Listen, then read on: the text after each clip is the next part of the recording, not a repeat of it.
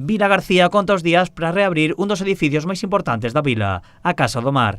As obras de remodelación están prácticamente rematadas e o resultado deixa un centro amplo, accesible, funcional e cómodo para traballadores e usuarios. Yo creo que es un edificio, como habéis visto, que ha quedado precioso. Es una gran inversión del Estado, cerca de 6 millones de euros.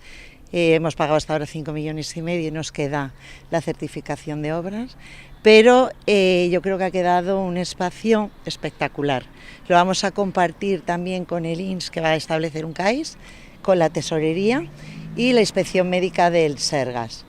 Entonces va a ser un edificio compartido, vamos a compartir tamén los gastos. O edificio, que conta con 4 pisos, acollerá as dependencias da Dirección Provincial do Instituto Social da Mariña, da Tesourería Xeral da Seguridade Social, o Centro de Atención e Información Nacional da Seguridade Social e, ademais, cos servizos médicos.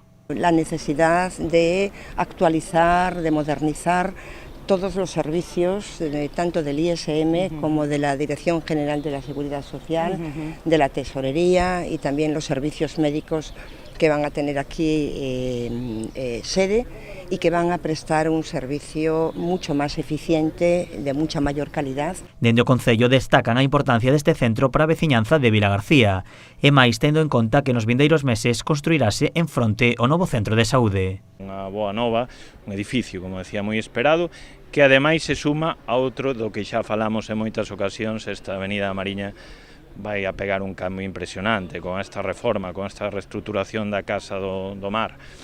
En próximas datas, con esa demolición da Comandancia da Mariña, esa construción dun novo centro de saúde, este entorno de Vilagarcía vai a sufrir unha transformación non soamente estética, sino tamén se vai a concentrar no centro da administración e da atención dos servicios aos cidadáns. A falta dos últimos retoques e do mobiliario, a previsión é que o centro poida estar operativo antes do verán.